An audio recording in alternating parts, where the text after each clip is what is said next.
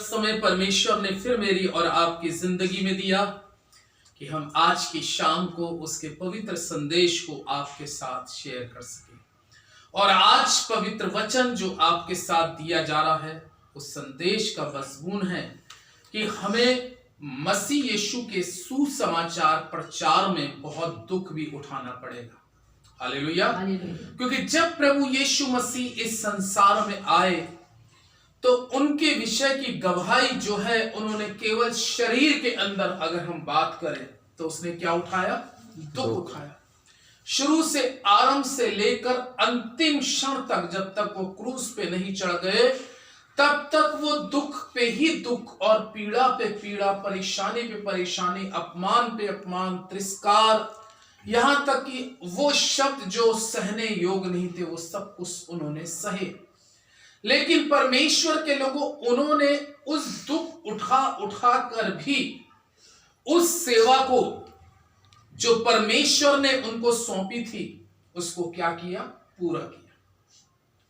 इसी तरीके से पौलुस दूसरे तीमुथियुस की पुस्तक अगर आज आप मेरे साथ निकालें तो दूसरे तीमुथियुस की पुस्तक में पौलुस तीमुथियुस को कुछ सिखा रहा है, और क्या सिखा रहा है उसको हम देखेंगे आज की शाम के समय में।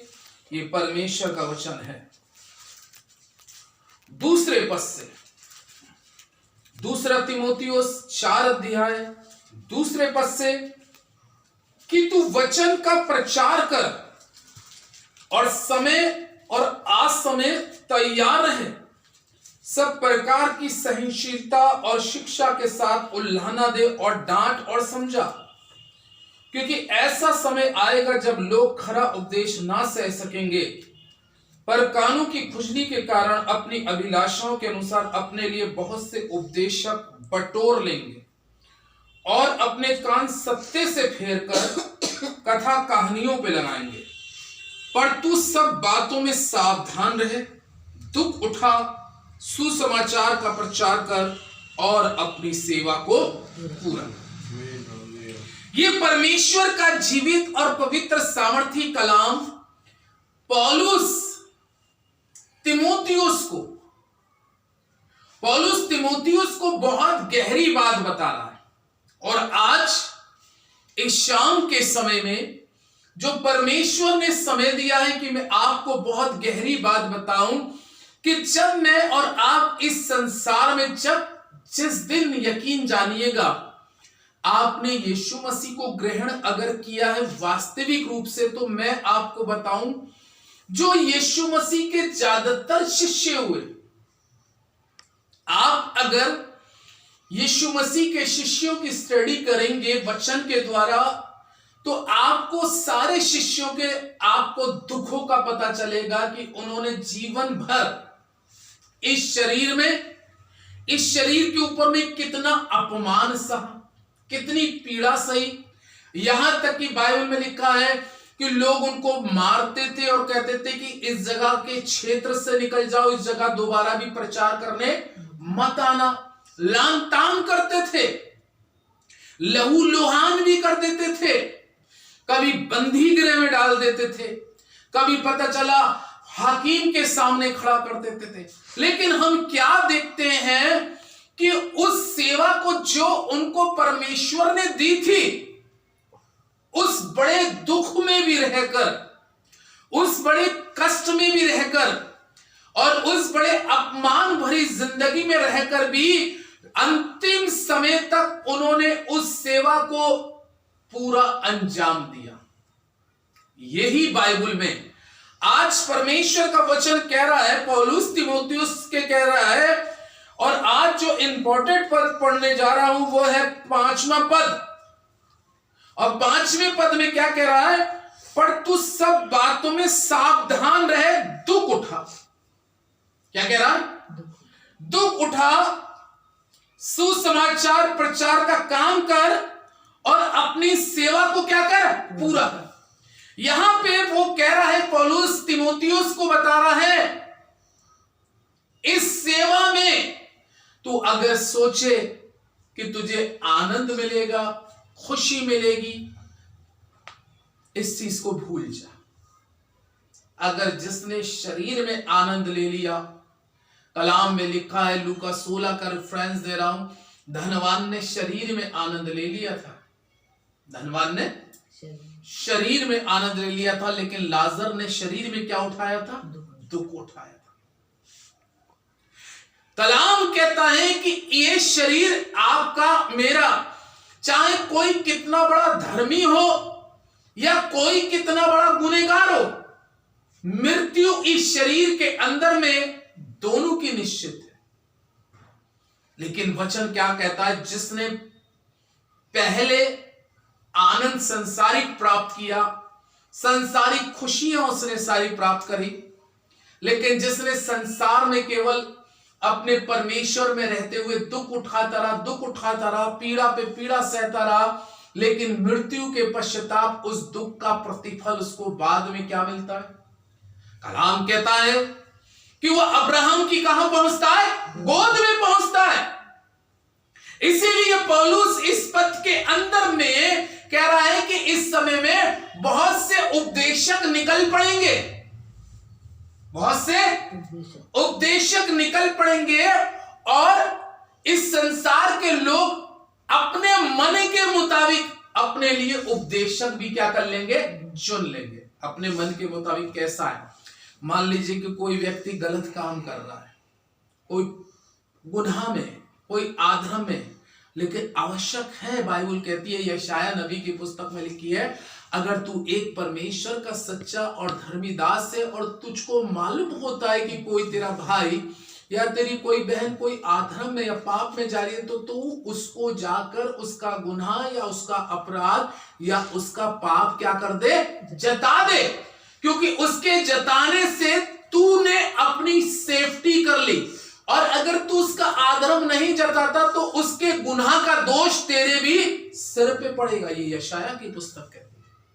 लेकिन यही तो कलाम कह रहा है कि इन अंतिम दिनों में लोग अपने मन के मुताबिक उपदेशक को ढूंढ लेंगे। अपने मन के मुताबिक कैसा हो? मालूम है कि ये व्यक्ति बहुत गुनहगार है, बहुत आधर्म में, बहुत बुरे काम में, लेकिन फिर भी क्या है?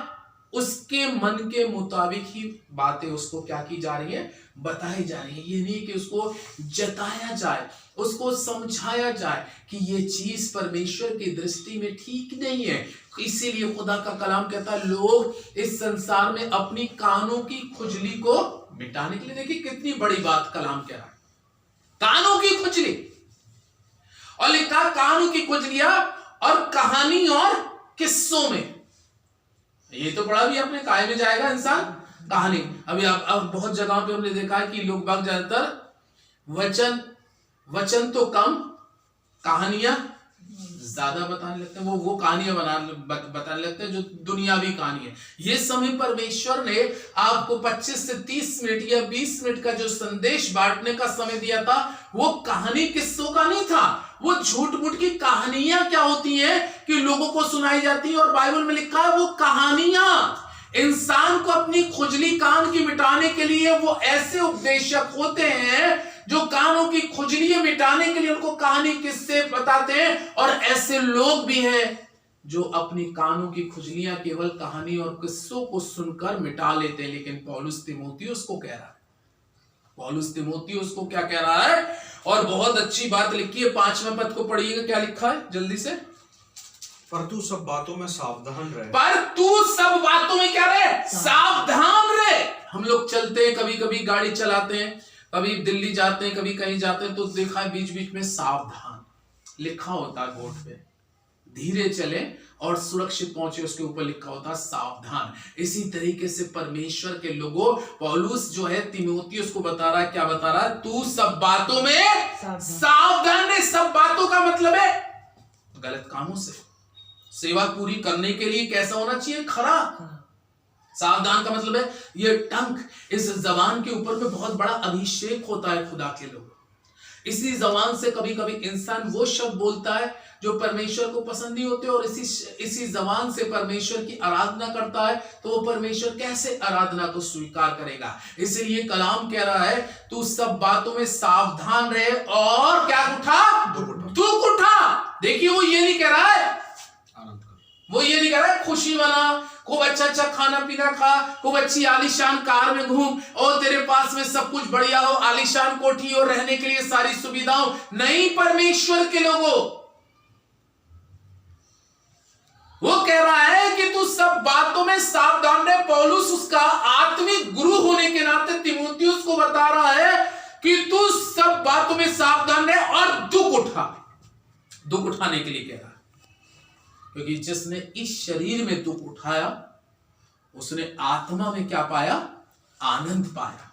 इसलिए पौलुस कह रहा है तीमुथियुस को कि तू सब बातों में सावधान रहे और दुख उठा। आगे पढ़िए, दुख उठा, सुसमाचार का प्रचार कर, सुसमाचार का क्या कर? प्रचार कर, और अपनी सेवा को पूरा कर, और अपनी सेवा को पूरा कर। तेरा काम जो है सुसमाचार का प्रचार में तुझे बहुत बार बेइज्जत किया जाएगा, तुझे बहुत बार नजरअंदाज किया जाएगा, तुझे बहुत बार लोग हो सकता है मारे भी, हो सकता है तुझको धमकी भी मिले, हो सकता है तुझे समाज से, शहर से अलग कर दिया जाए, हो सकता है कलीसिया में से तेरा नाम भी क्या कर दिया जाए? काट दिया जाए। आजकल जैसे ये फैशन है कि पिलपुट से तुरंत, परमेश्वर से जुड़ने वाली बात नहीं है कि रजिस्टर में से नाम कट जाएगा। रजिस्टर में नाम कटने से इतना फर्क नहीं है, वो वाले रजिस्टर में नाम होना बहुत जरूरी है। इसलिए कलाम क्या कह रहा है कि तू सब बातों में क्या कर?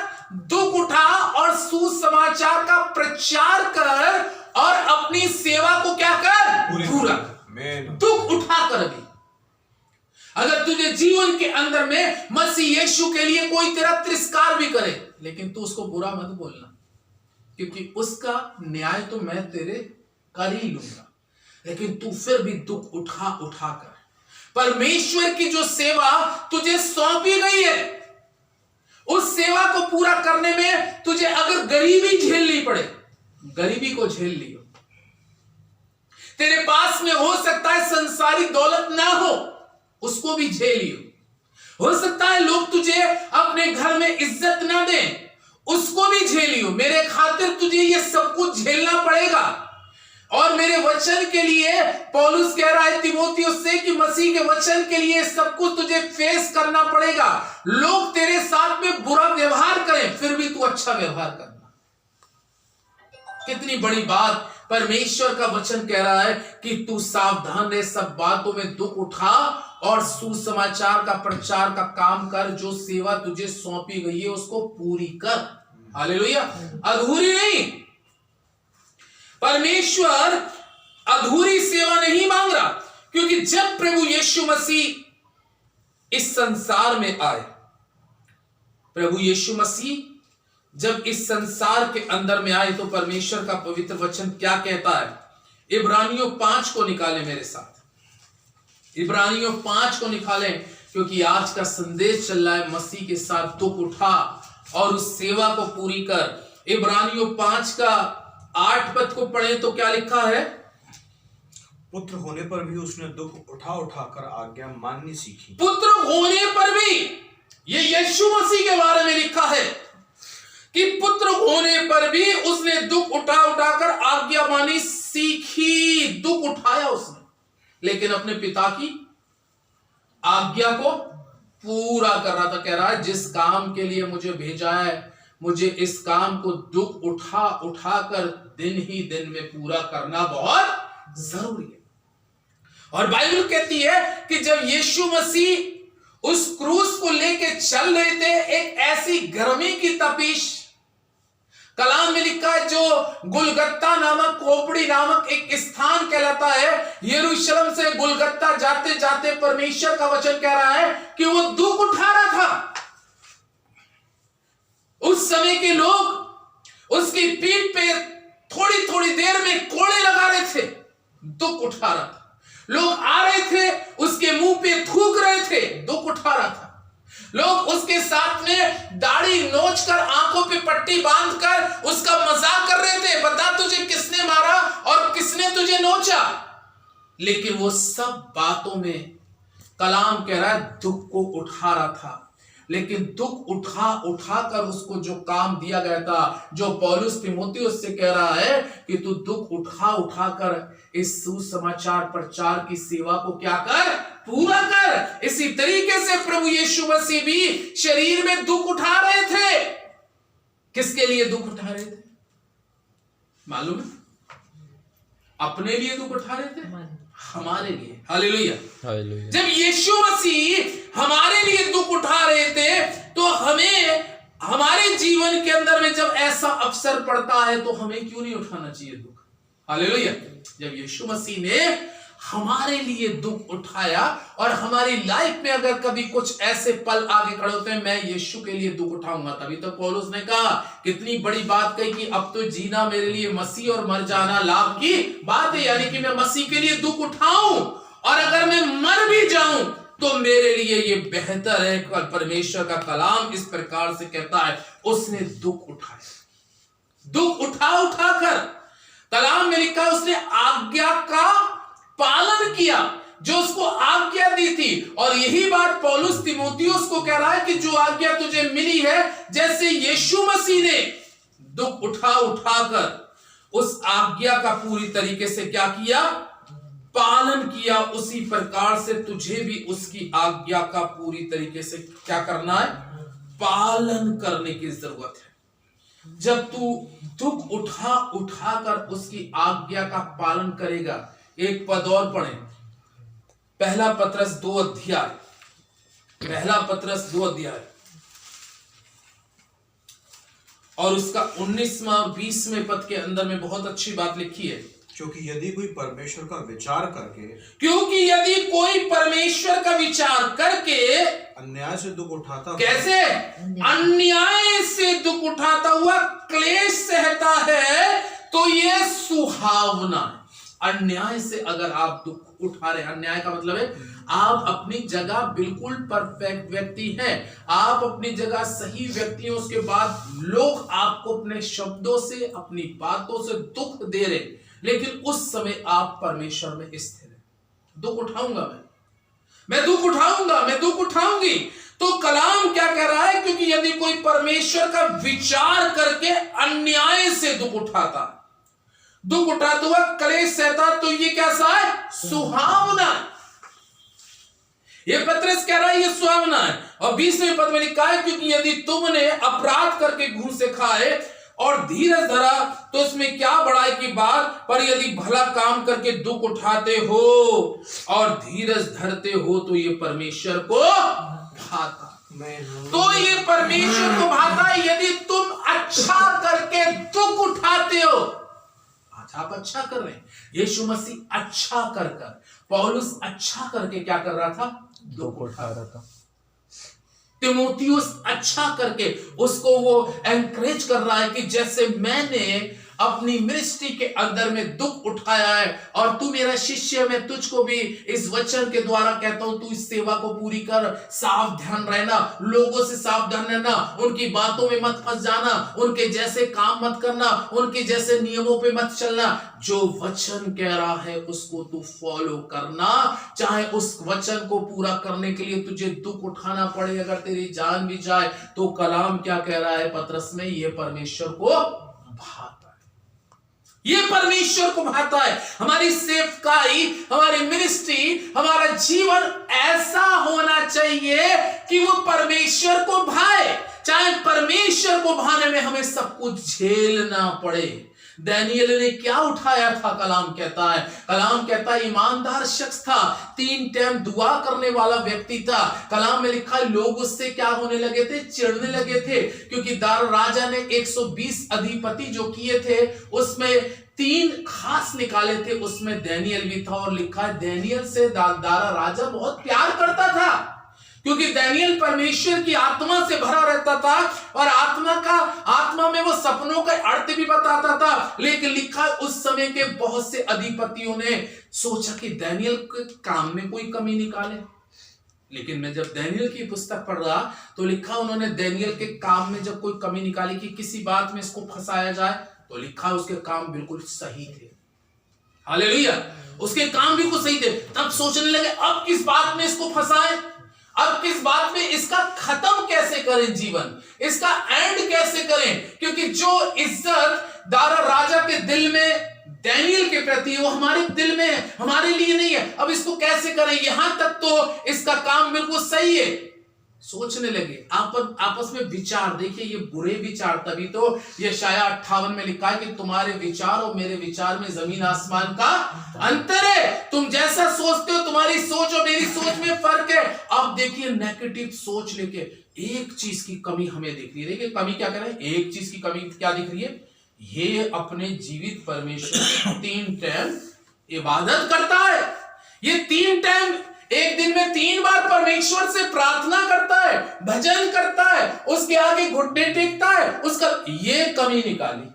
अब देखिए कमी भी क्या निकाल रहा है इंसान, ये परमेश्वर के साथ है, परमेश्वर के वचन के साथ है। आज संसार में कमियां इंसान उस समय भी निकालते थे, और आज भी जो परमेश्वर के साथ सही जो जुड़े हुए उनके अंदर में भी कमियां निकाली जाती हैं, और लोग निकालते हैं। लिखा है दानियेल के लिए, राजा के पास एक पत्र लेके गए, हे राजा तू हमेशा खुश रहे, एक काम कर, हे राजा तू इस पत्र पे हम लिख के लाए कि कोई तुझको छोड़कर किसी और देवी देवता की आराधना करे तो शेरों की मान में डाल दे।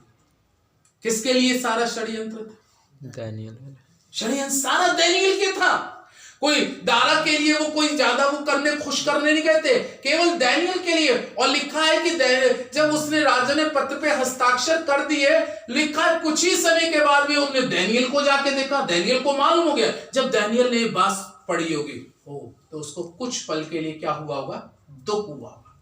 लेकिन दुख में भी सबसे बड़ी बात है कि जब आपके जीवन में दुख है, उस समय आप परमेश्वर का धन्यवाद करें, उस समय दुख के समय आप प्रार्थना करें। लिखा है उस दुख की घड़ी में भी, जैसा कलाम कहता है कि वो दिन में 3 बार परमेश्वर से प्रार्थना करता था और उसका धन्यवाद करता था। तब भी करता रहा, अपनी आंखों से उन्होंने देख लिया, अब भी ये कर रहा। अब मौका अच्छा है, यही मौके की तो तलाश थी। खुदा से कैसे अलग करने का प्रयास कर रहे हैं ये लोग, कैसे उसको फंसाने का प्रयास कर रहे हैं। अब दारा के पास दौड़ते हुए जाते हैं, हे राजा देख तेरे देश में एक ऐसा व्यक्ति है जिसको तूने इतनी ऊंची पदवी पे रख रखा है और उसका नाम दानियेल है। उसने तेरे पत्र पर और तेरी बात पे ध्यान नहीं किया, वो आज भी दिन में 3 बार खुदा से दुआ करता है। दुआ का ऑब्जेक्शन, काय का ऑब्जेक्शन था, दुआई का तो ऑब्जेक्शन था, आराधना करने का तो ऑब्जेक्शन था। बाइबल में लिखा है दारा राजा मायूस हुआ और पूरी रात वो सोचता रहा कि मैं कैसे दानियेल को बचाऊं, क्योंकि ये तो मेरा प्रिय है, कैसे बचाऊं। लिखा है अंत में वो उस पर प्रेशर डालने लगे, उस पर फोर्स करने लगे। मादियों की और फरीसियों की व्यवस्था यह है कि जो लिख दिया जाता है वो बदला नहीं जाता। और तब बाइबल में लिखा वो बहुत मजबूरी में उसको शेरों की मान में डलवाता। और लिखा है दारा राजा ने उस रात कुछ नहीं खाया, वो भी दुखी रहा। वो इस बात को लेके दुखी रहा कि एक खुदा का धर्मी जन को मैंने अपनी गलती के कारण, जरा से लिखने के कारण उसको कहां डलवा दिया, शेरों की मान में। उस रात में दुख के साथ पड़ा रहा, बिना भूख खाना नहीं खाया उसने। लेकिन कलाम में लिखा है जब उसको जेल में उसमें डाल दिया है शेरों की मान में, सुबह के समय, भोर होती समय, लिखा है बड़े दुख भरी वाणियों में, दुख भरी आवाज में, कलाम में लिखा है बड़े दर्द भरी और दुख भरी आवाज में वो चिल्ला के कहता है, हे दानियेल, क्या तेरा परमेश्वर जिसकी तू आराधना उपासना करता था, क्या तुझे बचा सका?